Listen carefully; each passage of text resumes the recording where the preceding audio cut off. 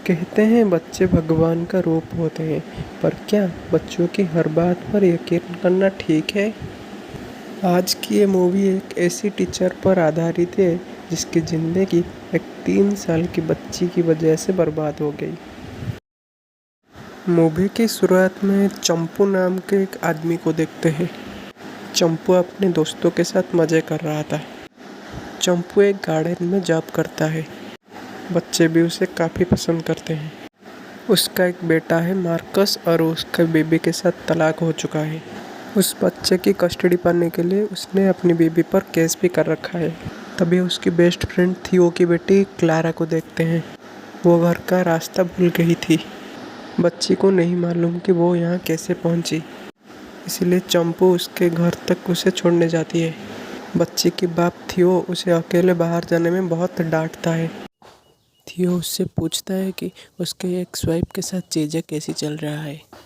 चंपू कहता है कि सब कुछ ठीक है, लेकिन थियो उससे कहता है कि तुम झूठ बोल रहे हो, क्योंकि वो अपने पल के जल्दी जल्दी छुपा रहा था। इसका मतलब है कि वो झूठ कह रहा है।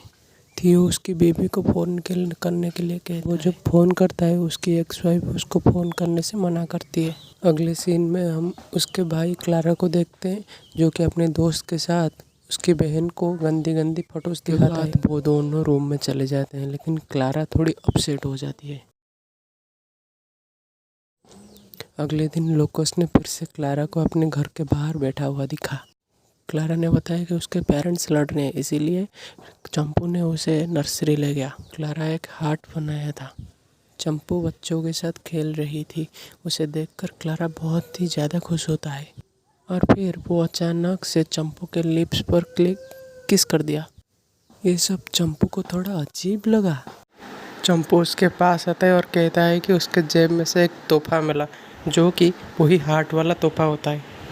वो उसे किसी दूसरे बच्चे को देने के लिए कहता है, जो कि उसके उम्र का हो, बट क्लारा साफ मना कर देती है। कहता है कि वो तोहफा उसका नहीं है, किसी और ने उसके जेब में रखा होगा। चंपू उसको समझाता है कि लिप किस ओनली अपने पेरेंट्स को किया जाता है, ना कि किसी बाहर आदमी को। क्लारा बार बार कहता है कि वो गिफ्ट उसका नहीं है। चंपू उसको झूठ बोल रहा है और फिर वो अपसेट होकर वहाँ से चली जाती है। दूसरी सीन में दिखाया जाता है कि जब रात को नर्सरी बंद करने का टाइम था, क्लारा अकेली बैठी थी रात को। हेड बताती है कि उसकी माँ उसे लेने आती ही होगी, बट क्लारा थोड़ी परेशान दिख रही थी हेड को। बट क्लारा कहता है कि वो चंपू से नफरत करती है। हेड को लगा कि चंपू उसका दोस्त है, लेकिन क्लारा कहती कि वो मेरी दोस्त नहीं है। और तब वो कुछ ऐसा बोलती है कि जैसा लगता है कि चंपू ने कुछ गलत काम किया है उसके साथ। क्लारा कहती है कि चंपू के पास बिल्ली है। हेड कहती है कि वो सब लोगों के पास होता है, बट क्लारा कहती है कि वो बहुत ही पॉइंटेड है। ये सुनकर हेड शॉक्ड हो जाती है।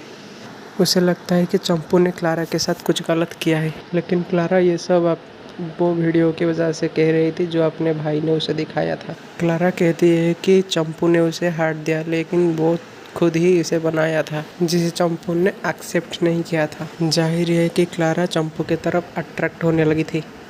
उसके बाद क्लारा अपने घर चली जाती है। उसके बाद चंपू को ये पता चलता है कि मार्कस, जो उसका बेटा है, वो अपने साथ रहना चाहता है। शायद वो उसके पापा के पास हमेशा के लिए आ सकता है। ये सुनने के बाद वो बहुत ही खुश हो जाता है और अपने पास खड़ी नादिया को बताता है कि अपना बेटा आ रहा है। नादिया जो नर्सरी में जॉब करती है और वो चंपू को पसंद करती थी। उसके बाद वो चंपू को कॉफ़ी के लिए पूछती है। उधर हेड के दिमाग में अभी तक क्लारा की बातें घूम रही थी। नादिया चंपू से कहता है कि वो चंपू से फिर से मिलना चाहेगी। चंपू भी कहता है कि वो नादिया से फिर से मिलना चाहता है। उसके बाद हम चंपू को जंगल में शिकार करते हुए देखते हैं। बाद में वो सारी दोस्तों के साथ पार्टी भी करता है। वहाँ थियो ने ज़्यादा ड्रिंक कर लिया और चंपू ने उसे छोड़ने के आया था। जब वो घर पहुँचता है, वहाँ पर नादिया पहले से ही मौजूद थी। उसके बाद वो डॉग के साथ खेला। उसके बाद वो नादिया के साथ इंटीमेट होता है।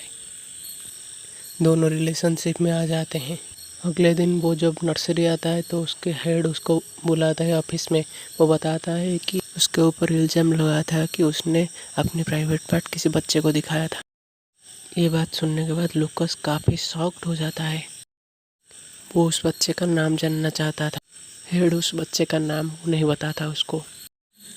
अगर वो बता देता उसका नाम तो उसके सफाई में कुछ कहने के लिए होता, क्योंकि वो सब क्लारा कर रही थी। हेड उसको कुछ दिनों का ऑफ लेने के लिए कहती है। हेड उसे परेशान नहीं होने के लिए कहते हैं कि उसका समाधान निकाल लेंगे। उसके बाद हेड अपने जान पहचान किसी आदमी को क्लारा से बात करने के लिए लाता है। वो आदमी जब क्लारा से उस आदमी के बारे में पूछता है, उसके बाद क्या होता है कि क्लारा बहुत कंफ्यूज नज़र आती है। क्लारा बोलती है कि चंपू ने उसके साथ कुछ नहीं किया।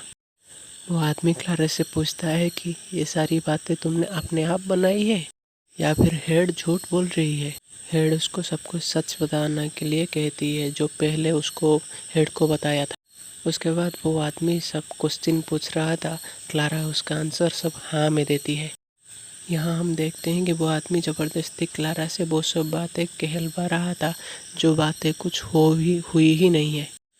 इससे लगता है कि चंपू ने बहुत बड़ा क्राइम किया है, वो इस नर्सरी में पढ़ाने लायक नहीं है। इसके बाद उनको लगता है कि सब बातें बच्चों के पेरेंट्स को बता देना चाहिए।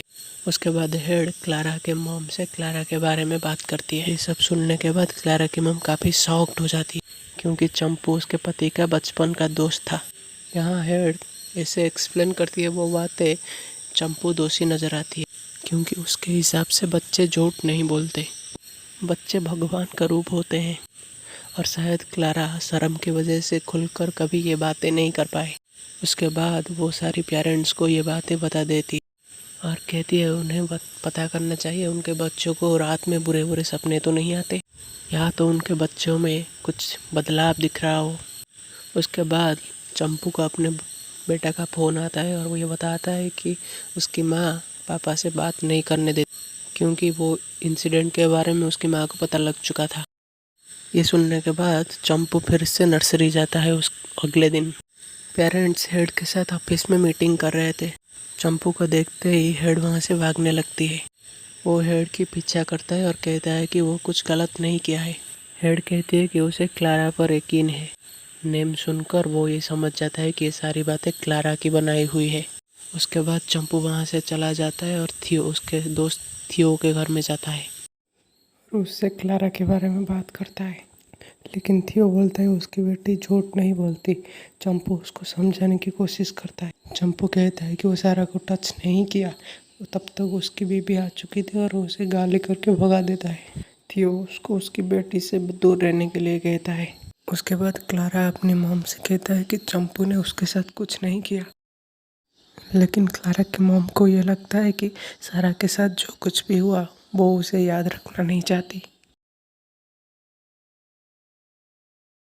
लेकिन क्लारा के मॉम बोलते हैं कि उन्हें खुशी है कि क्लारा उनको सब कुछ सच बताया।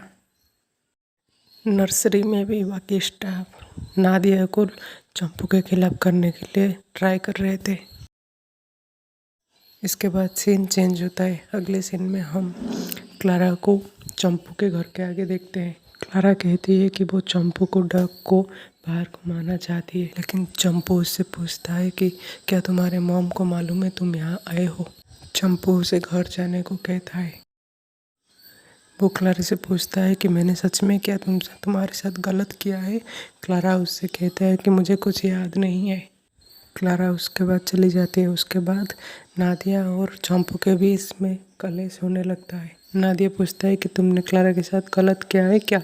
उसके बाद चंपू गुस्सा होकर उसको घर से निकाल देता है।